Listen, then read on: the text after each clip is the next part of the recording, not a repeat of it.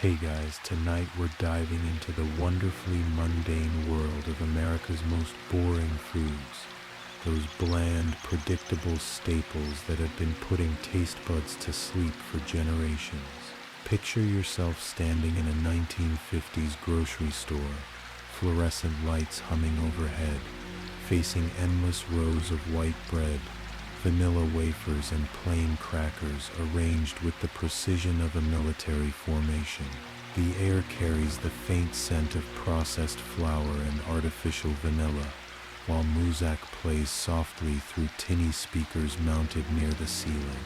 You're surrounded by foods so aggressively ordinary that they seem to exist in a parallel universe where flavor is considered suspicious and excitement is banned by federal regulation.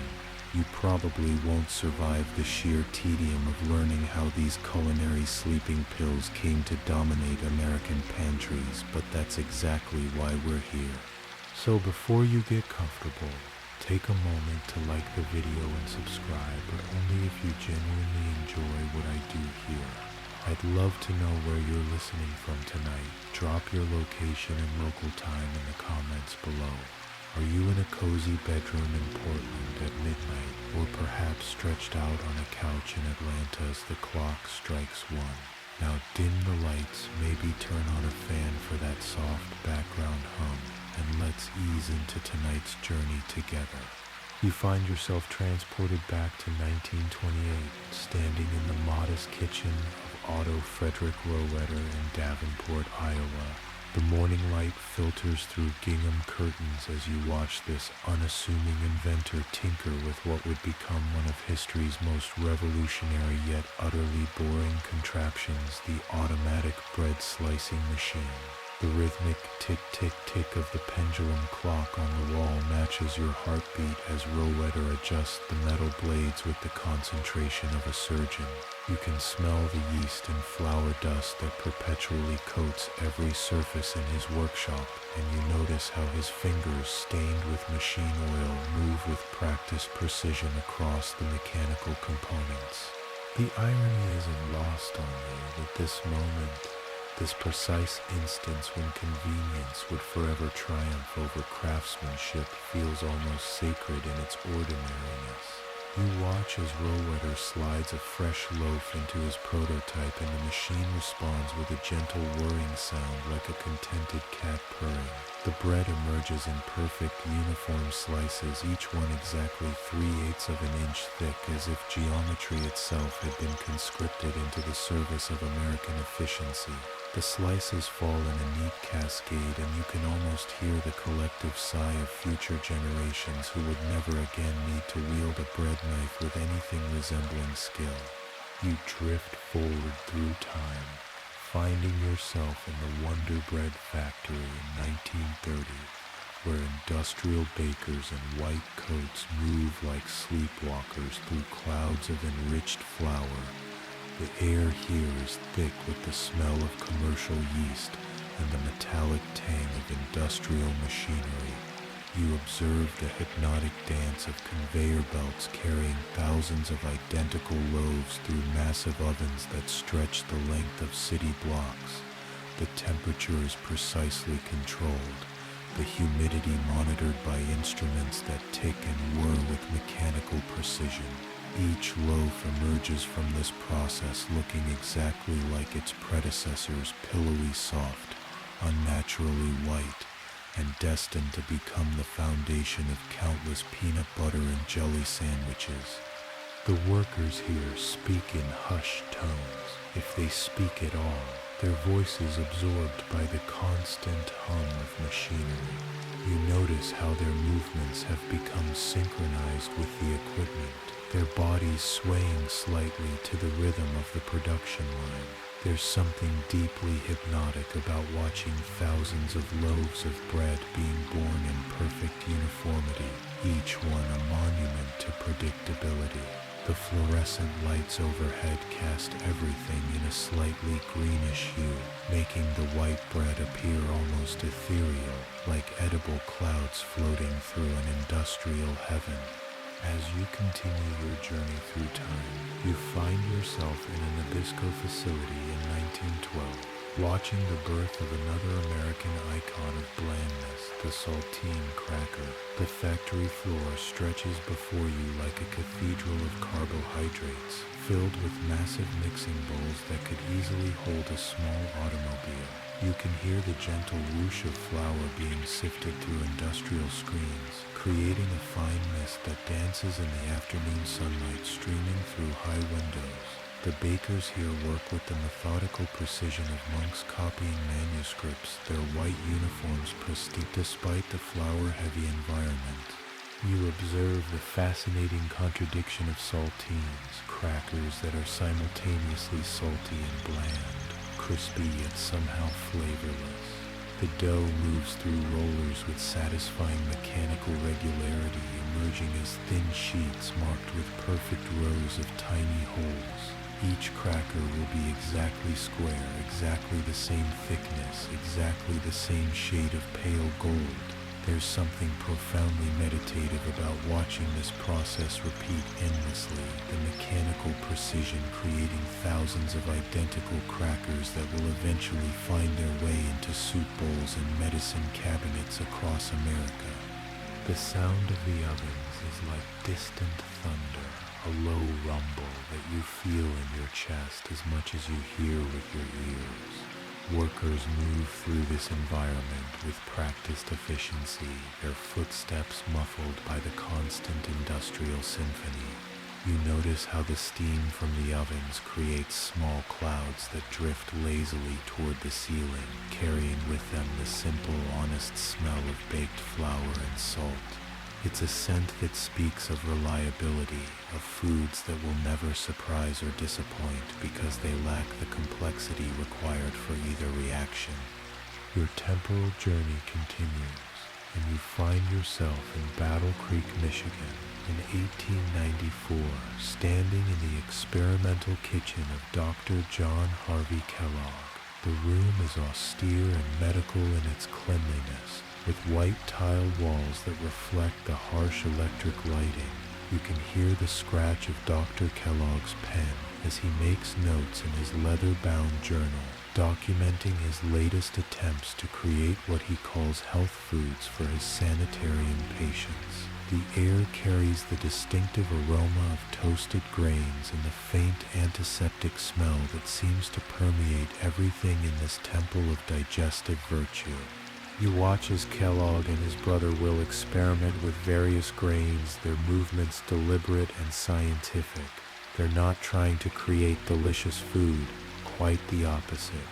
Their goal is nutrition without temptation, sustenance without sin. The cornflakes that emerge from their primitive rolling and toasting process are aggressively plain, each flake a small golden rectangle of purposeful boredom. You can almost taste the intentional absence of flavor, the way these cereals seem designed to deliver vitamins and minerals while carefully avoiding anything that might be considered pleasurable. The mechanical cornflaker sits in the corner like some sort of nutritional printing press, turning out thousands of identical flakes with metronomic precision. The sound it makes is deeply satisfying, a rhythmic crushing and flattening that speaks to the industrial transformation of food from craft to science. Dr. Kellogg moves around his equipment with the focused intensity of an inventor who believes he's solving one of humanity's great problems, blissfully unaware that he's actually creating the foundation for millions of future breakfast routines that will be notable primarily for their stunning predictability. You drift through the decades, finding yourself in a mid-century American kitchen where a housewife in a floral dress is preparing what would become the gold standard of boring American cuisine, tuna casserole. The kitchen is a monument to post-war optimism, with pastel appliances and Formica countertops that gleam under the warm incandescent lighting. You can hear the electric can opener whirring as it liberates chunks of water-packed tuna from their aluminum prison, and the sound of egg noodles bubbling gently in salted water on the stovetop. The recipe she follows comes from a small card file decorated with cheerful daisies, and every ingredient is processed, packaged and designed for maximum convenience and minimum surprise. You watch her combine the tuna with cream of mushroom soup, that beige, homogeneous substance that would become the mortar holding together countless American casseroles. The mixture she creates is the color of institutional walls, a shade that exists solely in the realm of convenience foods and medical waiting rooms. As she spreads the mixture in a glass baking dish and tops it with crushed potato chips, you're struck by the profound ordinariness of the moment. This isn't cuisine in any traditional sense. It's edible architecture, construction, using ingredients engineered for reliability rather than flavor. The oven preheats with a gentle whoosh, and you can already imagine the final product, hot, filling, and notable primarily for its ability to inspire no strong feelings whatsoever. Its food as thermal blanket, warm and comforting in its complete unwillingness to challenge or surprise. Your journey takes you next to a Wonder Bread factory cafeteria in 1965, where shift workers are eating lunch from metal trays divided into neat compartments. The institutional lighting casts everything in a slightly yellow glow, and you can hear the steady hum of the industrial refrigeration units that keep the milk cold and the mayonnaise safe. The workers speak in the cadences of people who have found comfort in routine, their conversations flowing around topics as predictable as the sandwiches they're eating, weather, weekend plans, and the hypnotic sameness of their workdays. You observe the symphony of mediocrity unfolding before you. White bread sandwiches filled with processed lunch meat and American cheese, accompanied by individual servings of applesauce and small bags of plain potato chips. Every meal is virtually identical to every other meal, creating a dining experience that transcends the personal and becomes something approaching the institutional. There's a Zen-like quality to this repetition, as if these workers have achieved a state of nutritional enlightenment where food exists purely as fuel, stripped of pretension or complexity. The sounds of this environment, the scrape of metal utensils against aluminum trays, the rustle of cellophane packages, the gentle murmur of conversation, create a tapestry of ordinariness that's oddly soothing.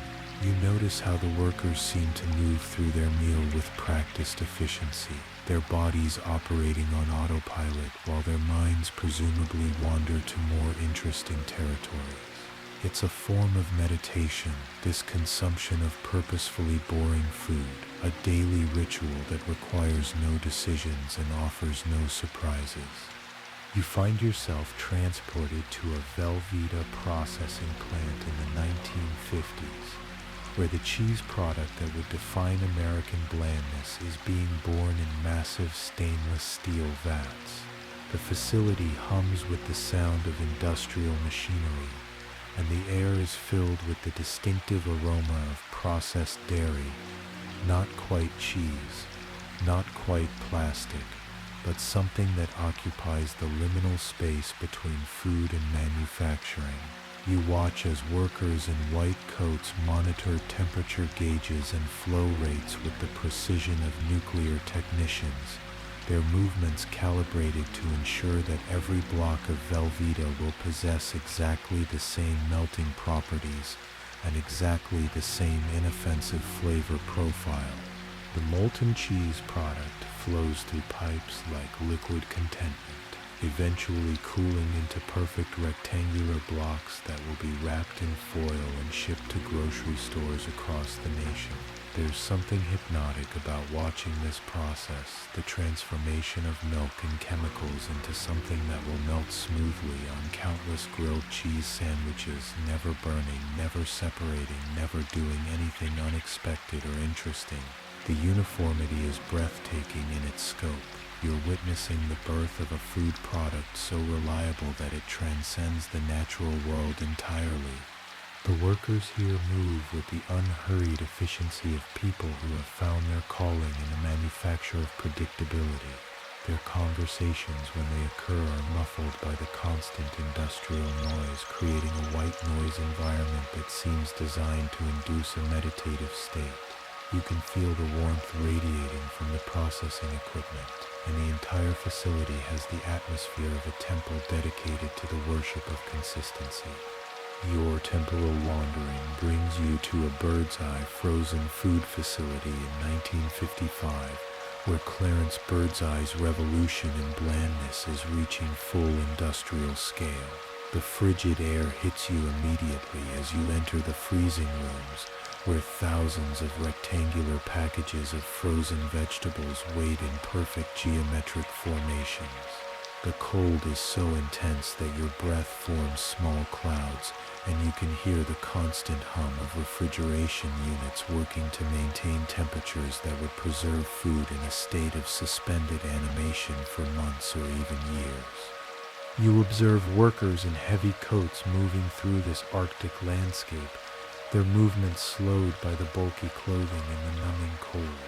The frozen peas and carrots inside their packages have been blanched to a state of perfect mediocrity, cooked just enough to destroy any chance of interesting texture while preserving their ability to be reheated into submission. The packaging process is a marvel of industrial efficiency, with machines sealing thousands of identical portions into wax-coated cardboard containers that promise convenience at the expense of everything else. The sound environment here is unique.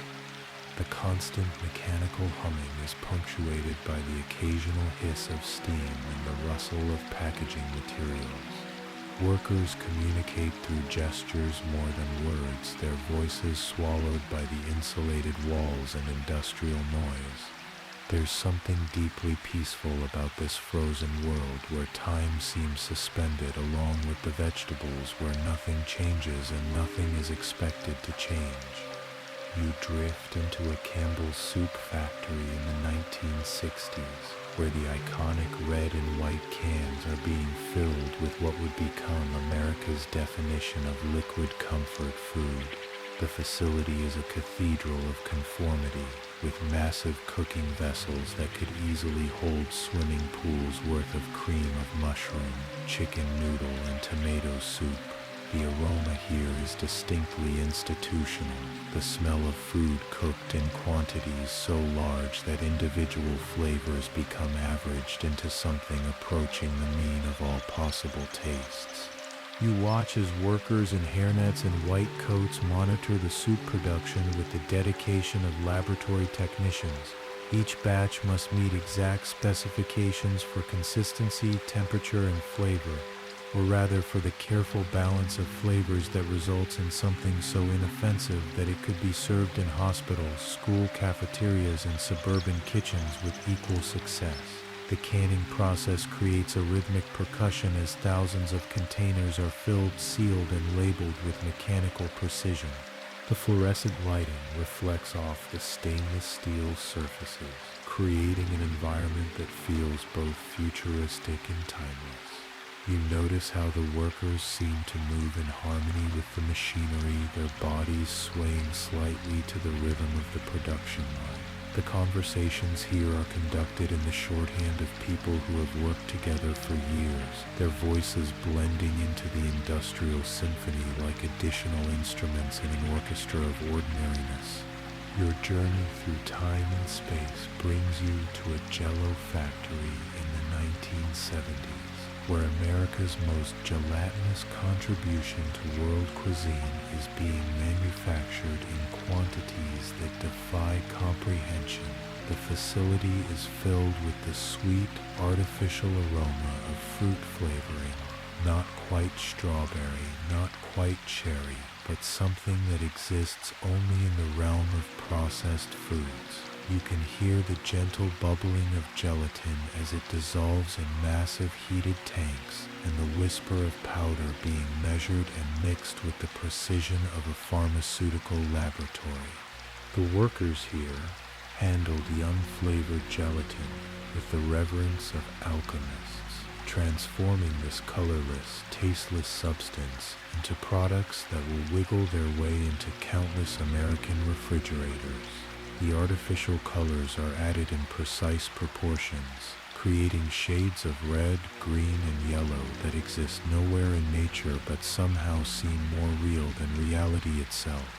You watch as packages are filled and sealed, each one containing enough powder to create wobbly desserts that will delight children and perplex foreign visitors for generations to come. The machinery here operates with a gentle, almost musical quality. The soft hum of mixing equipment, the rhythmic packaging operations, the whisper of conveyor belts moving thousands of identical boxes towards shipping areas. Workers move through this environment with practiced ease, their white uniforms pristine despite the fine powder that seems to coat every surface. There's something deeply satisfying about the predictability of it all, the knowledge that every package will perform exactly as expected, creating desserts that are notable primarily for their complete unwillingness to surprise or challenge anyone's palate. You find yourself in a Wonder Bread delivery truck in 1958, riding through suburban neighborhoods as the driver makes his rounds to grocery stores and corner markets. The truck is filled with the soft, yeasty aroma of fresh bread, and you can hear the gentle rattling of bread racks as the vehicle navigates tree-lined streets. The driver moves with the unhurried efficiency of someone who has found peace in routine, his white uniform crisp despite the summer heat filtering through the truck's windows. Each stop on his route is a small ritual of American commerce, backing up to loading docks, wheeling racks of bread into stores where they'll be arranged on shelves with the precision of a library catalog.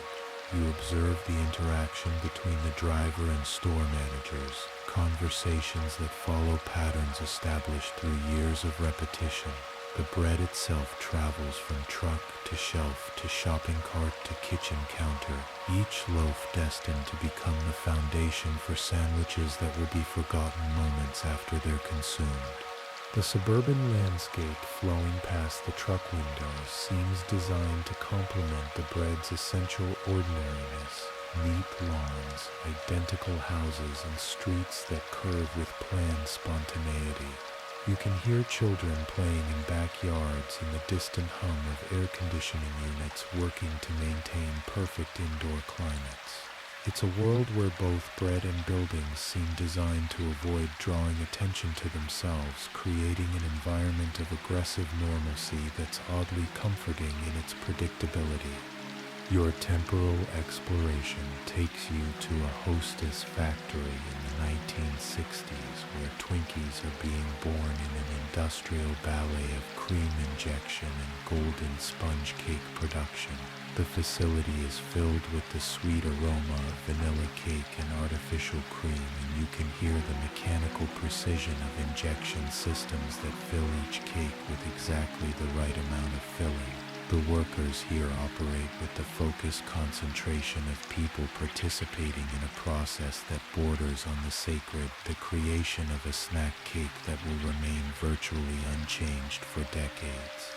The production line moves with hypnotic regularity, each Twinkie emerging from the process looking exactly like its predecessors and descendants. The golden color is precisely calibrated, the size and weight carefully controlled, and the cream filling distributed with mathematical precision. You watch as packages are formed and sealed, creating portable monuments to consistency that will find their way into lunchboxes and vending machines across the nation. The sound environment here is uniquely soothing. The gentle whir of mixing equipment, the soft pneumatic hiss of cream injection systems, and the rhythmic packaging operations that create a mechanical lullaby. Workers move through this environment with practiced grace, their white uniforms and hairnets creating a visual uniformity that mirrors the product they're creating. There's something deeply peaceful about witnessing this industrial poem dedicated to the production of edible reliability. You drift into a TV dinner assembly facility in the 1950s, where Swanson is revolutionizing American dining through the application of industrial engineering to home meals. The frozen air nips at your skin as you observe workers arranging identical portions of turkey, mashed potatoes, and green beans into aluminum trays with the precision of Swiss watchmakers. Each tray must contain exactly the same amount of each component, creating meals that are less about nutrition or flavor and more about the triumph of standardization over culinary chaos.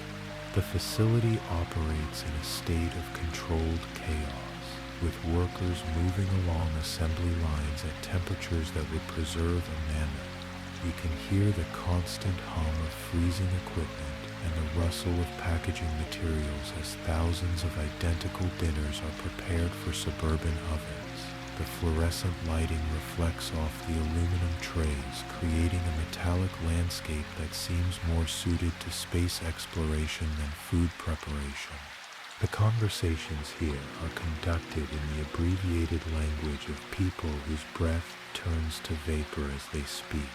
Workers coordinate their movements with practiced efficiency, their heavy clothing making them look like Arctic explorers on a mission to feed America's growing appetite for convenience. There's something profoundly moving about watching this process, the transformation of cooking from art to industry, from personal expression to mass production.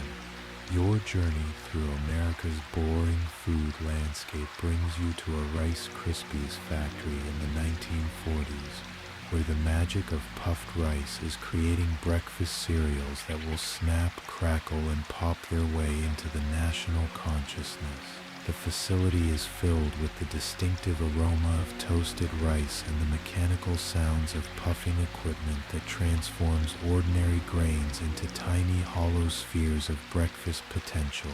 You can hear the rice grains being processed through high-pressure chambers, emerging as perfectly uniform puffs that will soon be singing their mechanical song in milk bowls across America.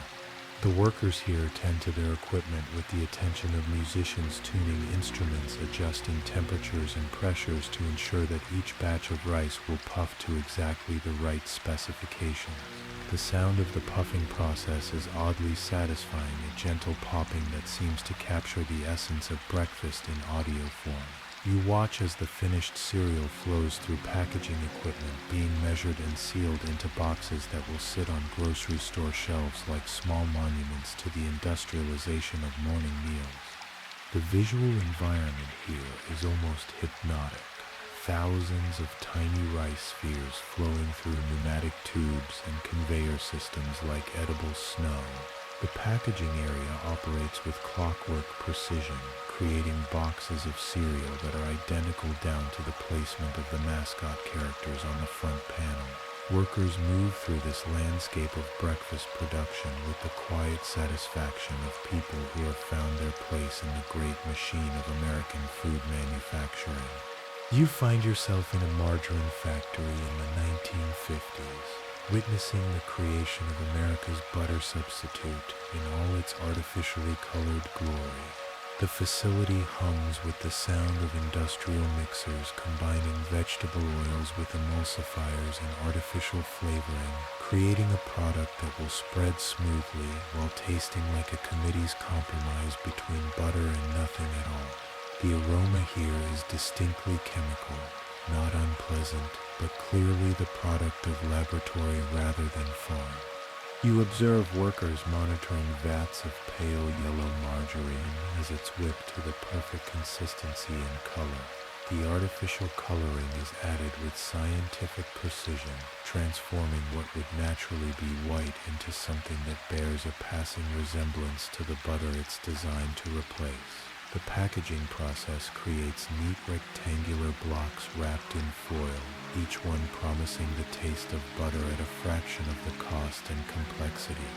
The machinery here operates with the steady reliability of equipment designed to produce thousands of identical products without variation or surprise.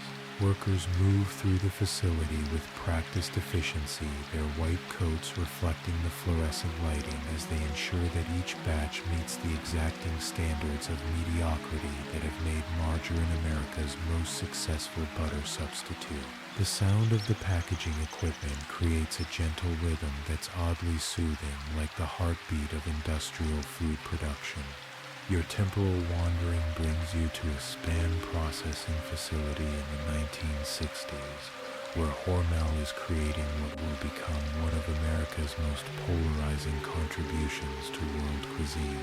The facility is filled with the distinctive aroma of processed pork and the mechanical sounds of meat grinding and canning equipment working at industrial scale.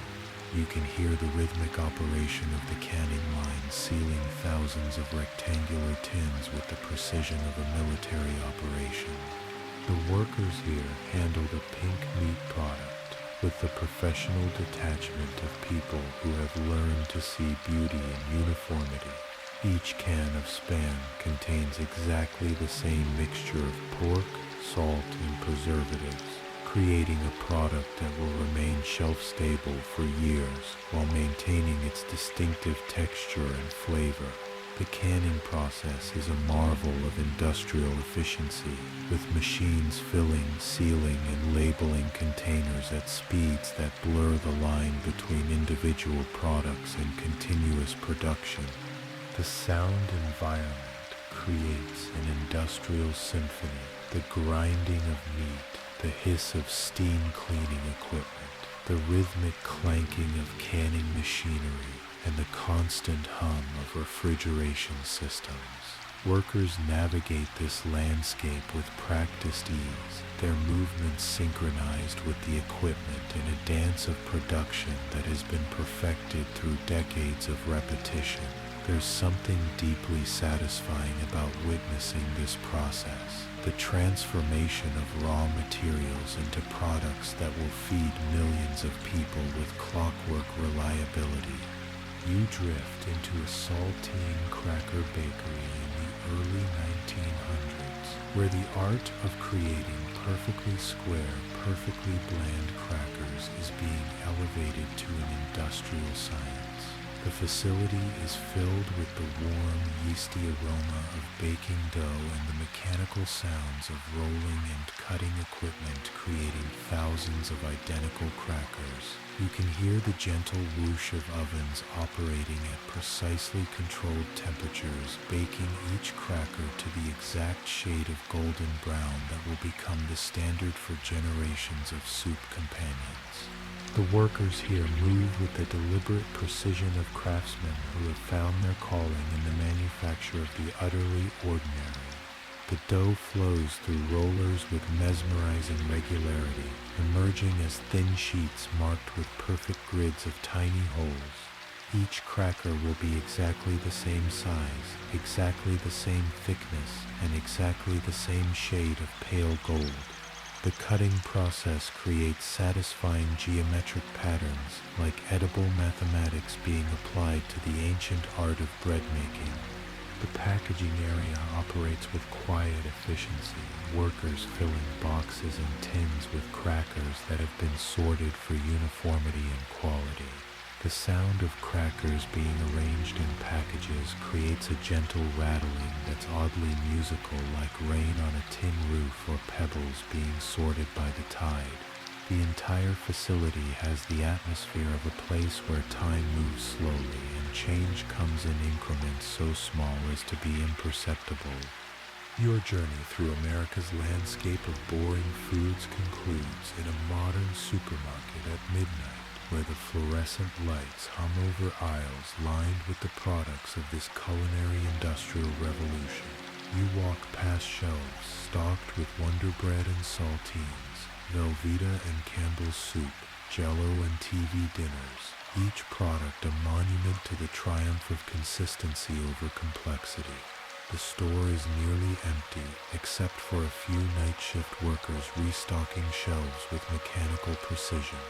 The silence here is different from the industrial noise of the factories. It's the quiet of completion, of products that have finished their journey from concept to shelf. You can hear the gentle hum of refrigeration units maintaining perfect temperatures, the distant sound of a floor buffer somewhere in the store, and the soft footsteps of workers moving through aisles with practiced efficiency. The fluorescent lighting casts everything in the same pale glow that has illuminated American grocery stores for decades. As you stand in this cathedral of the ordinary, surrounded by foods designed to never surprise or disappoint, you realize that you've witnessed something profound, the creation of an entire cuisine based on the principle that reliability is more valuable than excitement, that consistency is more important than complexity. These boring foods have become the foundation of American dining, not despite their blandness, but because of it. They represent a uniquely American solution to the problem of feeding a diverse nation. Create foods so neutral that they offend no one and satisfy everyone at the level of basic sustenance. The night shift workers continue their quiet ballet of restocking and organizing, their movements as predictable and comforting as the foods they tend. You can hear the distant sound of delivery trucks preparing for morning routes, ready to distribute these monuments to mediocrity to stores across the nation. The cycle continues, as reliable and unchanging as the products themselves, creating an endless loop of production and consumption that has become one of America's most distinctive cultural exports. In this fluorescent-lit silence, surrounded by the fruits of industrial food production, you begin to understand that boring food isn't really about the absence of flavor. It's about the presence of something else entirely: comfort, reliability, the promise that no matter where you are or what time it is, you can count on certain things to taste exactly as they always have. In a world full of uncertainty, American boring food offers the profound comfort of predictability, the zen of the utterly ordinary, the meditation of the completely expected. The soft hum of the store's systems creates a gentle white noise that seems to whisper the secret of American cuisine, that sometimes the most revolutionary act is to create something so unremarkable that it becomes remarkable in its very ordinariness. As you drift towards sleep, carried by the sounds of this midnight marketplace, you realize that you've just experienced the most boring story ever told, and somehow that makes it perfect.